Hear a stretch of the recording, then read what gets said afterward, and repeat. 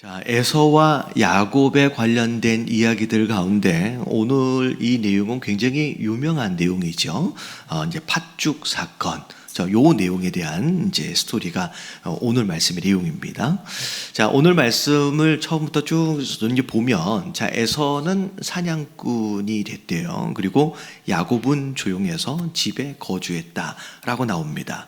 자, 그리고 아버지였던 이삭은 에서를 좋아했어요. 잡아가지고 온 고기를 좋아했다라고 또 나와 있어요.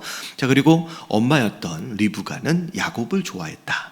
그런데 하루는 에서가 사냥을 나갔는데 사냥을 하고 돌아왔는데 아마 무엇인가를 못 잡았나 봐요. 그랬더니 이미 지치고 배고픈 상태에서 집에 돌아와 보니, 자, 야곱이 뭘 하고 있었냐면 붉은 죽을 이제 끓이고 있었다라고 나와 있어요. 그런 가운데 에서가 배고프니까 힘드니까, 야, 나 좀 줘봐, 나 좀 먹게 해라라고 하니까, 이 가족이잖아요. 그냥 주면 되는데 야곱이 엉뚱한 이야기를 합니다. 그냥은 안 된대요. 자, 이 한 그릇에 뭘 팔아라? 장자의 명분을 팔아라 라고 얘기를 합니다. 되게 어이가 없는 제안이죠. 어떻게 팥죽 한 그릇에. 근데 이 야곱이 하는 얘기가 뭐냐면, 내가 지금 배고파 죽게 생겼는데 장자의 명분이 무슨 소용이냐, 그냥 네가 알아서 가져가 라고 했더니 야곱이 또 얘기를 합니다. 맹세해라. 그냥 허투루 그냥 얘기하지 말고 맹세해라 했더니 또 에서가 맹세를 합니다. 그리고 나서 진짜 팥죽 한 그릇에 에서가 가지고 있던 장자의 명분을 팔아버렸다라고 하는 것이 오늘 말씀의 내용이에요. 자, 그런데 중요한 건 뭐냐면, 누가 봐도 에서는 능력 있는 사람이에요.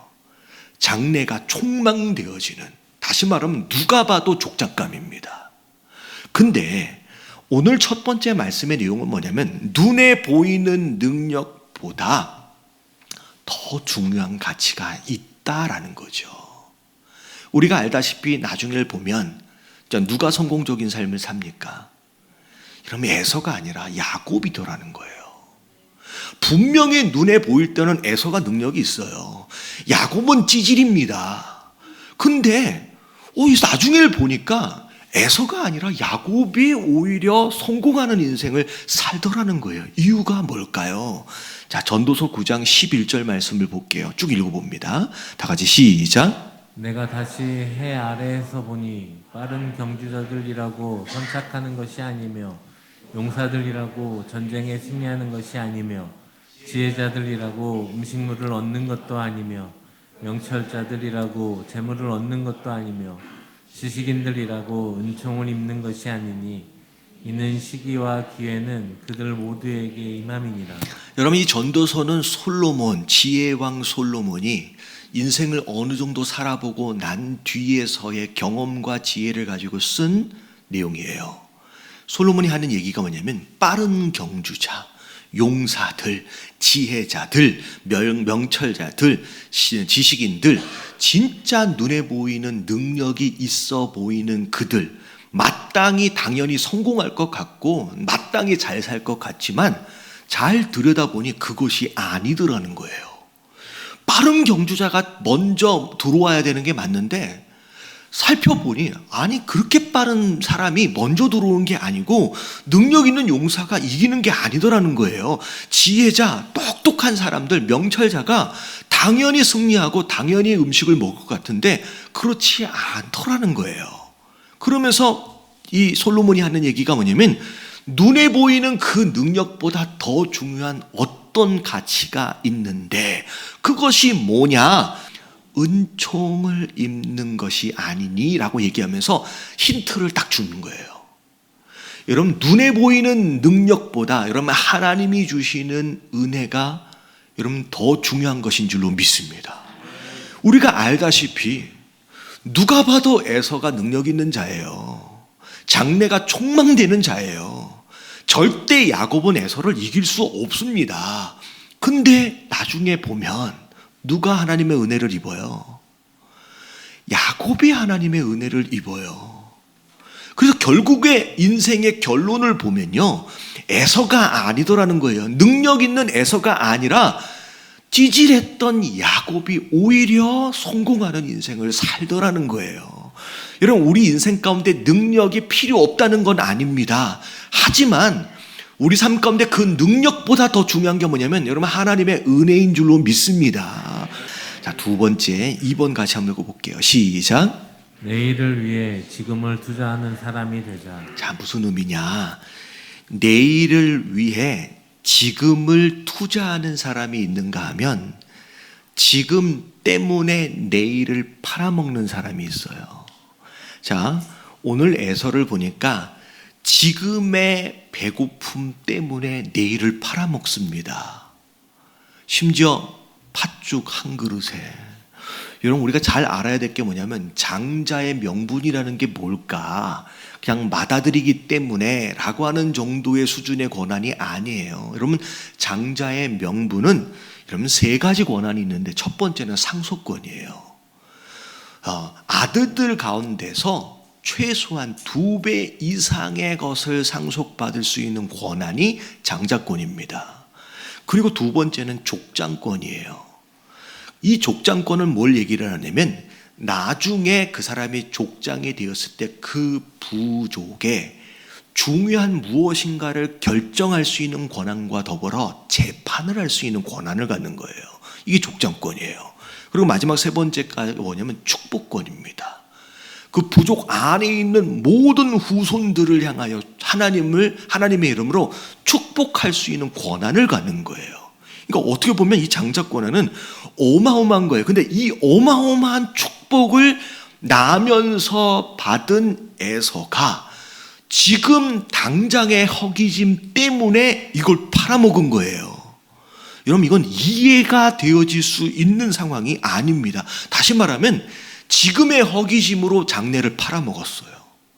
근데 야곱은 자, 내일을 위해서, 장래를 위해서 지금을 투자한 사람입니다. 구약 성경을 보면 자주 등장하는 단어들 가운데 하나가 뭐냐면 유업이라고 하는 단어가 있어요.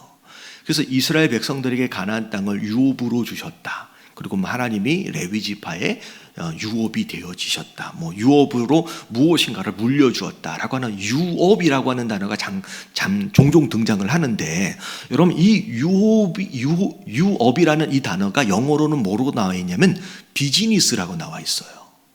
여러분, 비즈니스예요.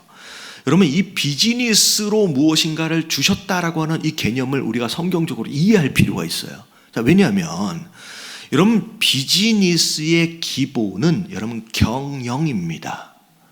자, 하나님께서 많은 것들을 우리에게 유업으로 주시는데, 자, 비즈니스로 주셨다는 얘기예요. 근데 뭐 하라고 주신 거예요? 방금 말씀드렸잖아요. 비즈니스의 기본은 뭐라고요? 경영이에요. 다시 말하면 우리에게 주시는 모든, 유업으로 주시는 모든 것들이 쓰라고 주신 것이기도 하지만 사실은 뭐 하라고 주신 거예요? 경영하라고 주신 거예요. 여러분, 이 경영의 기본은 2가지예요. 관리와 투자입니다. 이미 내게 주신 것에 대하여 관리하는 게 기본이고, 그리고 장래를 위해서 지금 주어진 이것을 투자하는 것이 경영이에요. 그래서 어떻게 보면 이 관리와 경험이 함께 잘 이루어질 때 그게 경영이 되어지는 거예요. 자, 우리에게 주신 돈이 있어요. 우리에게 주신 건강이 있어요. 시간이 있어요. 재능이 있고 은사가 있어요. 관계가 있어요. 심지어 믿음이 있어요. 여러분, 이걸 하나님께서 우리에게 뭘로 주셨냐면 비즈니스로 주신 거예요. 다시 말하면 그냥 필요한 대로, 급한 대로 쓰라고 주신 게 아니라, 자, 이걸 뭐 하라고요? 경영하라고 주신 거예요. 여러분, 경영하라고 주셨다라고 한다면 그게 돈이 됐든 시간이 됐든 건강이 되었든 재능이 되었든 일단 뭐 해야 돼요? 관리를 잘해야 돼요. 관리하지 않고 망가뜨려 버린다라고 한다면 이것은 책임을 다하지 못하는 겁니다. 근데 더 중요한 건 뭐냐면 관리만 해서는 경영이 아니에요. 장래를 위해서 이걸 뭐 해야 돼요? 투자해야 합니다. 이걸 투자해야 돼요. 그게 경영이거든요. 자, 그래서 우리가 잘 알아야 될 게 뭐냐면 에서는 어떤 삶을 살았느냐? 지금 당장의 문제를 위해서 장래까지를 다 팔아먹어 버린 거예요. 그러니까 이 에서에게 장래가 있어요, 없어요? 없는 거예요. 누구보다도 소중한 걸 하나님이 주셨는데 이걸 경영한 게 아니라 장래까지를 팔아먹어 버렸어요. 이게 얼마나 한심한 짓이냐고요. 여러분, 우리가 잘 알아야 될 게 뭐냐면, 여러분, 대책이 없는 것은 믿음이 아니에요. 많은 신앙인들이 앞으로 무엇인가에 대한 대책이 없이 하나님이 알아서 챙겨주시겠지, 치워주시겠지, 하나님이 지켜주시겠지. 여러분, 이거는요, 믿음이 아니라 직무유기입니다. 여러분, 하나님께서 우리에게 오늘 무엇인가를 주셨다라고 하는 건 경영하라고 주신 거예요. 그래서 대표적인 예가 달란트 비유예요. 달란트 비유에서 5달란트 주시고 2달란트 주시고 1달란트 주셨어요. 종들에게 자, 그냥 쓰라고 주신 게 아닌 걸 알잖아요. 뭐 하라고 주셨어요? 관리하고 투자하라고, 경영하라고 주셨어요. 그래서 그 명령을 따라서 순종했던 5달란트, 2달란트 받은 사람은 실제로 남깁니다. 투자했기 때문에 남긴 거예요. 배를 남깁니다. 그랬더니 주인이 축복을 해요. 칭찬을 해요. 근데 이 1달란트는 어떻게 해버렸어요? 그냥 묻어버렸어요. 어떻게 보면 그 1달란트를 잃어버리지 않게, 어떻게 보면 써버리지 아니함이 그나마 다행이라고 생각할 수 있을 것 같은데, 그래요. 관리라도 잘 했다라고 생각할 수도 있을 것 같아요. 근데 뭐 하지 않았어요? 투자하지 않았어요. 자, 투자하지 않았어요. 그냥 그대로 있는 거예요. 그럼 그나마 관리라도 했으니 넌 그나마 다행이다라고 하나님 말씀하신 게 아니에요. 자, 마태복음 25장 26절 28절 말씀을 보세요. 그 주인이 대답하여 이르되 악하고 게으른 종아, 다 써버리지 않고 그냥 남겨놓은 것만 가지고서 그나마 다행이라고 말씀하신 게 아니라 너는 악하고 게으른 종이라는 거예요.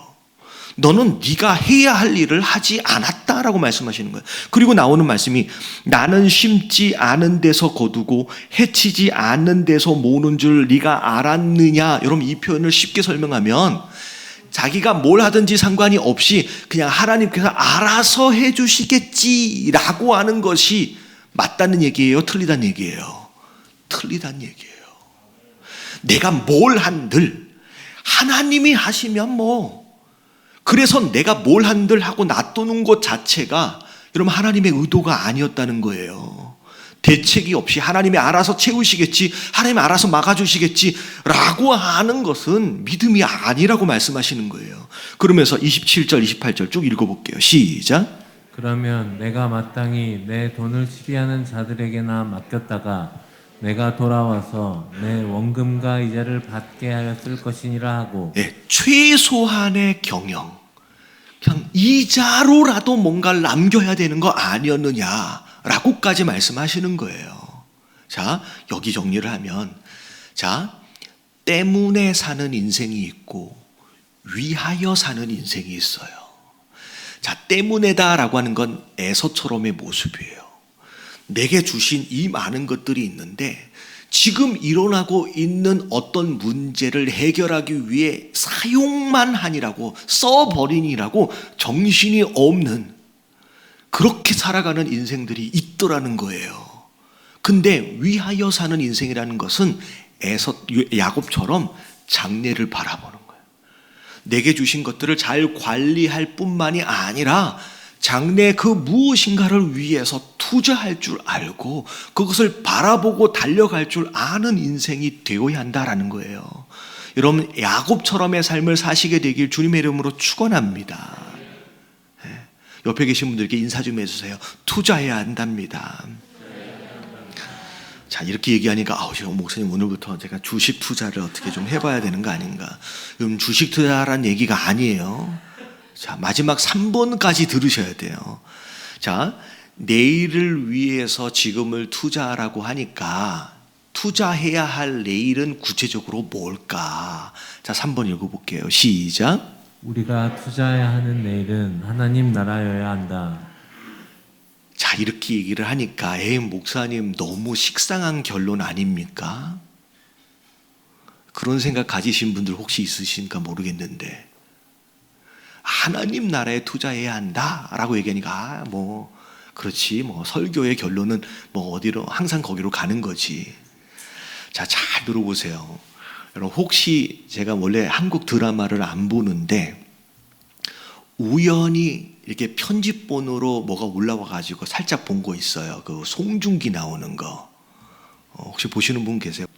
내용을 좀 잠깐만 정리해 드릴게요. 막내 아들, 이게 너무 재밌는, 이게 무슨 얘기냐면 제가 앞에 부분을 다 본 게 아니라서 정확한 내용은 잘 모르지만 누군가가 억울하게 죽은 사람이 있는 거예요. 근데 죽은 사람이 있는데 그 사람이 과거에 누군가로 환생을 합니다.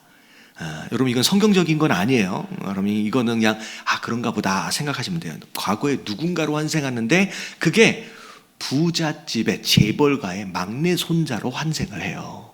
근데 죽었을 때 그 시점에서의 있었던 모든 기억을 다 가지고 과거에서 환생을 해요.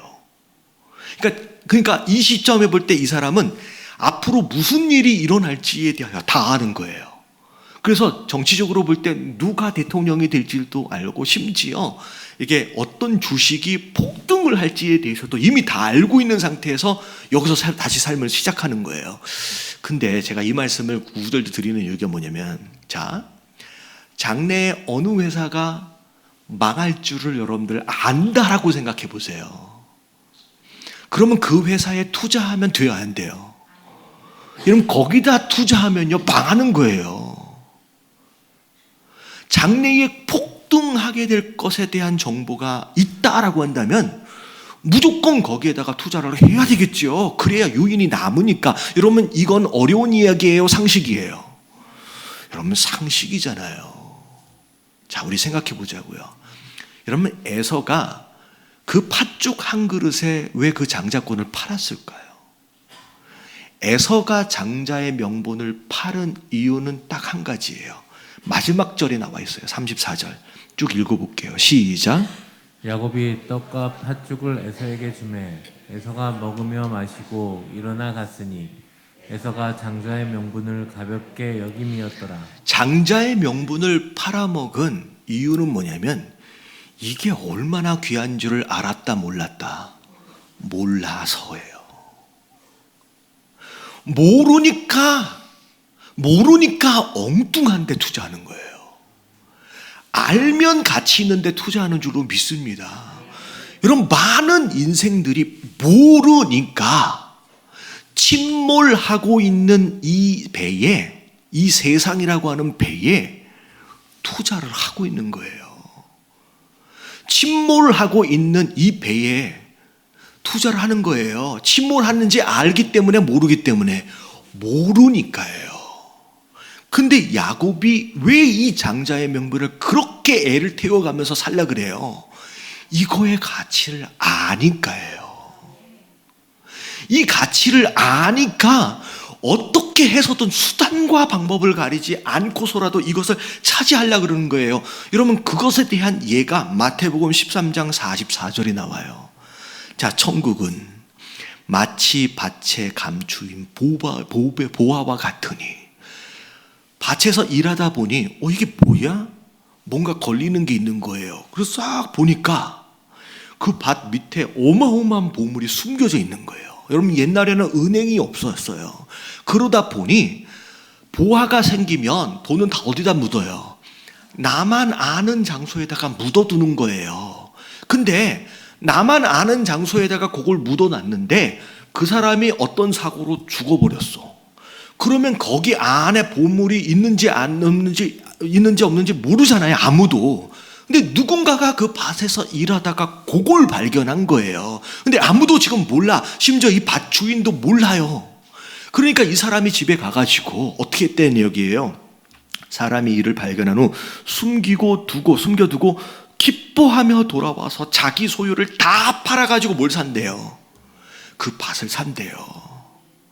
여러분, 이 사람이 자기 소유를 다 팔 때, 이거 아까워서 이걸 어떻게 파나라고 했을까요? 여러분, 이걸 어떻게 아까워서 이걸 어떻게 팔아라고 생각하지 않아요.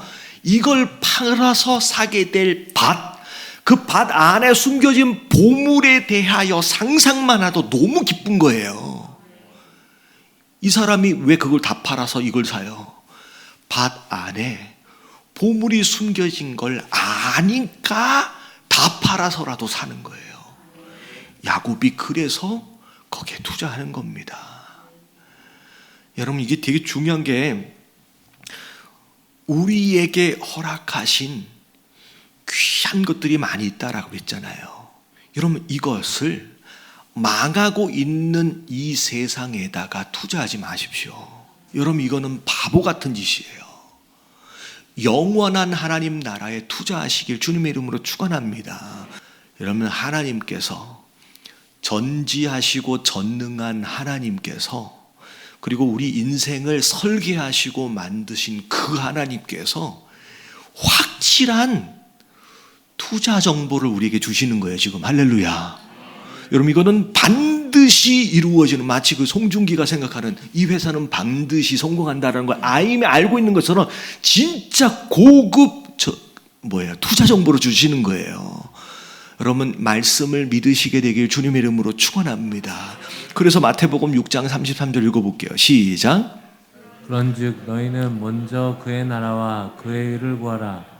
그리하면 이 모든 것을 너희에게 더하시리라. 뒤에 나오는 이 모든 것은 먹고 입고 마시고 하는 이 세상의 것들이에요. 근데 그게 아니라 먼저 뭘 구하라? 그의 나라와 의. 여러분, 하나님 나라에 투자하란 얘기예요. 그게 우선순위라고 말씀하시는 거예요. 심지어 하나님은요, 굉장히 노골적인 표현으로 이렇게까지 말씀하십니다. 자, 마태복음 6장 19절부터 20절까지 시작. 너희를 위하여 보물을 땅에 쌓아두지 말라. 거기는 좀과 동록이 해하며 도둑이 구멍을 뚫고 도둑질하느니라. 오직 너희를 위하여 보물을 하늘에 쌓아두라. 거기는 좀이나 동록이 해하지 못하며 도둑이 구멍을 뚫지도 못하고 도둑질도 못하느니라. 자, 어디에 투자하래요? 땅이 아니라 하나님 나라에 투자하라라고 예수님께서 아주 노골적으로 적나라하게 이렇게 표현을 하시는 거예요. 이게 얼마나 중요한, 정말 믿을 만한 투자 정보입니다. 이 말씀을 따라서 우리가 진짜 중요한 가치에 투자하시게 되길 주님의 이름으로 축원합니다. 그래서 저는 우리 성도 되어진 자들이 이 부분에 대한 열정이 좀 있었으면 좋겠어요. 우리가 어디에 열정이 있는지, 진짜 하나님 나라에 대하여 투자할 줄 아는, 그래서 거기에 막 온 에너지와 신경들이 막 써져 있는 그런 열정들이 있어야 되지 않겠습니까? 그래서 교회에서 하는 일들이나 직분이나 뭐 이런 것들에 대해서 저는 별로 그런 거에 관심이 없고요.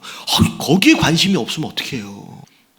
교회에서, 그리고 영혼 구원을 위해서, 그리고 하나님의 보화를 쌓는 일에 대하여 관심이 없다라고 한다면 도대체 나는 지금 어디에 관심을 가지고 있느냐는 거예요. 마태복음 마지막 말씀이에요. 11장 12절. 세례 요한의 때부터 지금까지, 자, 천국은 뭐하는 자? 침노를 당하는. 침노한다라고 하는 것은 목숨을 걸고 마치 전쟁을 하는 것처럼 그렇게 매달리고 열정을 가진 자들이 그 하나님 나라를 소유하게 되더라는 거예요. 여러분, 2022년도를 마지막 마무리를 해가는 상황 가운데 2023년도를 지금 준비합니다. 여러분, 내게 주신 시간, 물질, 재능, 많은 것들이 있잖아요. 자, 이것들을 내년에는 어디에 투자해야 되는지를 여러분 방향을 정하시고 그것을 위하여 준비하시고 그것을 위하여 열정을 낼 줄 아는 저와 여러분들 되시길 주님의 이름으로 축원합니다.